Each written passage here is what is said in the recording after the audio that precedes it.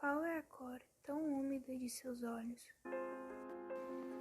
Existia uma pergunta que vivia martelando dentro da minha cabeça.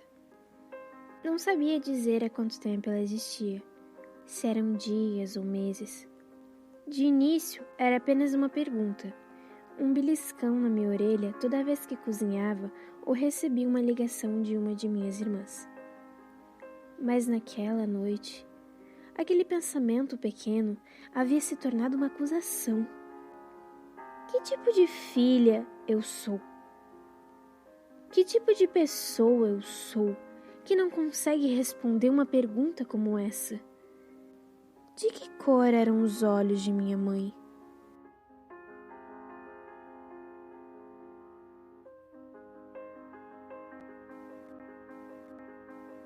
Mesmo quando bem pequena, eu sempre fiz questão de ser responsável. Sendo a irmã mais velha entre 7 outras meninas, sempre me vi muito mais próximo de minha mãe, aquela que era minha própria super-heroína. Me orgulhava de ser aquela que conseguia reconhecer claramente os humores dela, sabia exatamente quando ela estava feliz. E também percebia quando o desespero e fome eram tão grandes que o máximo que ela podia fazer era alegrar as filhas, nos alegrar. Cada vez mais as lembranças boas e ruins do meu tempo de criança vinham para mim, cada vez mais vivas, dando mais tamanho para o pensamento que martelava em minha cabeça. Não tinha nada que eu podia fazer, além de ir para a origem de todas essas memórias. E foi então que resolvi deixar tudo e no dia seguinte voltar à cidade em que nasci. Eu precisava buscar o rosto de minha mãe, fixar meu olhar no dela, para nunca mais esquecer a cor de seus olhos. Já fazia muito tempo que eu não voltava para casa. Eu tinha saído para buscar uma condição melhor de vida para minha família. Eu nunca fui capaz de esquecer delas, mesmo depois de todo aquele tempo. A importância que eu dava para minha mãe era a mesma dos cantos de louvor que eu entoava para as nossas ancestrais, que desde a África vinham arando a terra da vida, com suas próprias mãos, palavras e sangue. Não esqueço essas senhoras, nossas Iabás, donas de tantas sabedorias. Mas de que cor eram os olhos de minha mãe? Eu me lembro do meu desespero ao ir à rodoviária. As horas de viagem só serviram para eu pensar em mais momentos, como um ritual.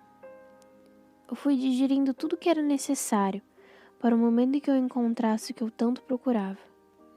Eu me lembrei das noites de chuva e do barraco que tremia com cada trovoada, dos abraços, beijos, carinhos, brigas. Me lembro também dos momentos de medo. Medo do que ela poderia pensar. Medo que ela não me aceitaria. A estupidez do pensamento aparecia logo depois, quando os braços de minha mãe estivessem em minha volta, me assegurando de que ela sempre estaria para mim. Sempre. Aquele pequeno sentimento no fundo do meu coração, que era tão pequeno no início, tinha se tornado tão grande. As cores tinham voltado. Aquela conexão que eu sentia com a minha família, a minha história, voltava aos poucos depois de ter passado tanto tempo separada, cortada destes laços tão importantes. Esse não era um sentimento novo para minha mãe, para as minhas ancestrais. Essa separação, esse sentimento de solidão, o qual tira todas as cores que faziam de nossas vidas alegres. Mas o importante é que elas sempre encontram alguma forma de voltar, de se juntarem às cores, mesmo que de formas diferentes e não tão inteiras. Aquela era a minha jornada de volta, e eu sabia que ela valia cada momento. E quando eu finalmente pude olhar nos olhos dela, sabe o que eu vi? Você sabe?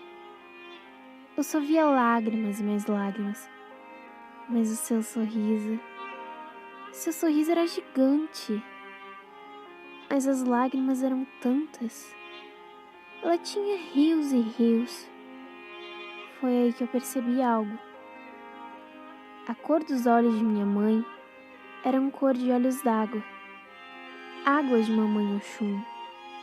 Rios calmos, mas profundos e enganosos para quem contempla a vida apenas pela superfície. Sim, águas de mamãe Oxum. Abracei minha mãe com todas as forças. Encostei meu rosto no dela e pedi por proteção, quando senti suas lágrimas se misturarem às minhas.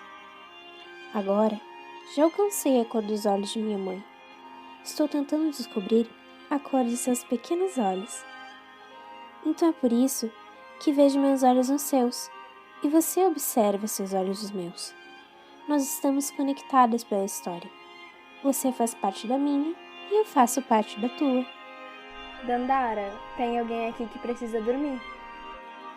Você está absolutamente certa.